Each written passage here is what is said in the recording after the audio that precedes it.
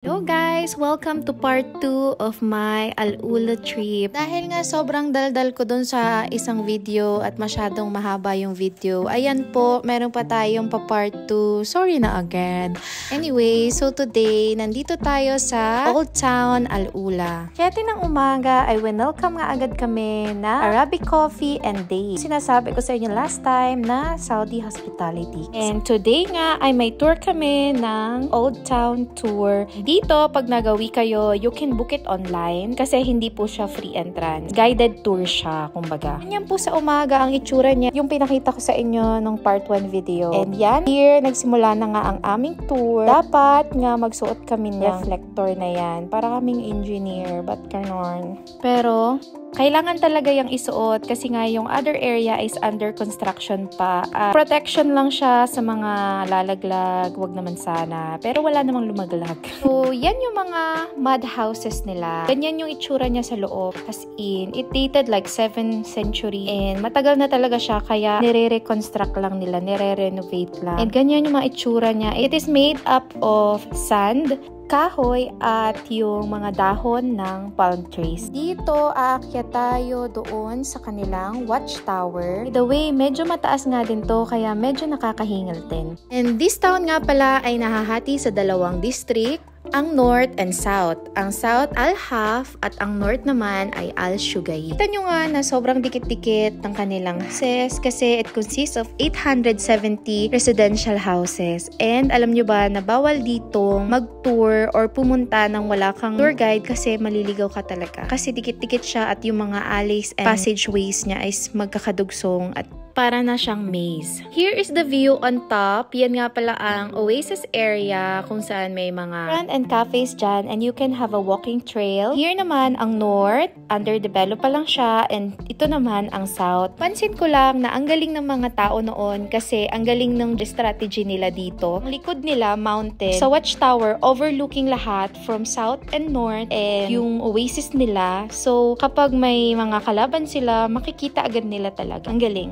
After nga ng tour na to, 30 minutes lang ang tinagal niya, ay dumiretso na kami sa aming reservation for brunch sa Habitas Resort. Ito yung luxury hotel dito na pagka mahal-mahal, kaya naman ang afford lang namin ay ang mag-brunch. And alam nyo ba na 40,000 a night ito or 2,700 reals a night? Diba? Apakamahal. Kaya nung nalaman ko talaga yung presyo sa Google, I was like, oh my God, napakamahal talaga niya. Pero kung gusto mo naman siyang ma-experience at makita mo yung surroundings, ay pwede ka namang mag-book na breakfast or lunch dito. And ayan nga, from the reception, ay hinatid kami ng golf cars. Ayan na nga ang aking mga kasama. Hola, chicos, chicas. And ganyan yung view niya. Yan yung mga 40,000 a night, yung mga tent. Apakamahal! And here naman ang view. Hoy, hindi tao yan ha. Estatwa yan. Naka-blue. Hindi. Blue pala siya talaga. At finally, yan. We arrive here in Habitas Restaurant. Here with the restaurant, meron silang infinity pool. At yan nga yung view in front. O, diba? Daming tao. Maraming nakabook sa kanila. Kasi in fairness, season kasi to ng Alula. Marami talagang mga turista na pumupunta. And yan nga nakadilaw na yan ay sikat pala sa Spain. Pero Russian siya na influencer at actress. Bongga, diba? And ayan na nga at kami pumasok na sa loob para mag-brunch. Yan yung itsura ng restaurant sa loob.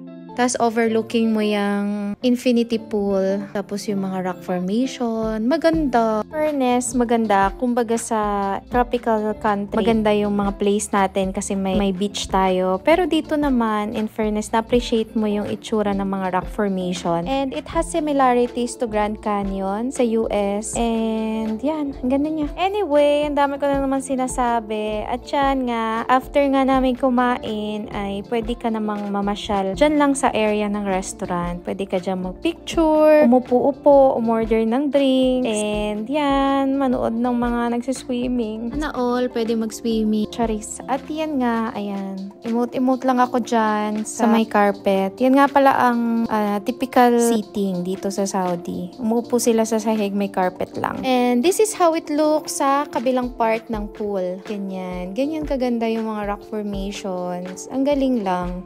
And ayan, ang mga kasama ko, nabusog kami at ganda kasi ng weather. Kaya yan, chill lang. And after that, na makabalik na nga kami, ayan, napabili pa ako ng ice cream. Kasi naman, ang takaw. Masarap siya. Lahat masarap. Dumiretso na kami sa award-winning building ito sa Saudi Arabia, ang Maraya, which means mirror or reflection. Ito nga ay isang great part ng history dito sa Al-Ula because it served as a multi-purpose hall. At dito nag-perform ang mga global icon like Alicia Keys, Usher, One Republic, John Legend, at marami pang iba. Napakalaki nga ng building na ito. Really love the idea kasi it didn't ruin the natural view. Kasi kung nagtayo sila ng normal na building, ruined it at hindi yun bagay. Ito nga ay isa sa pinaka-pinupuntahan din dito sa Al-Ula kaya don't skip it on your itinerary.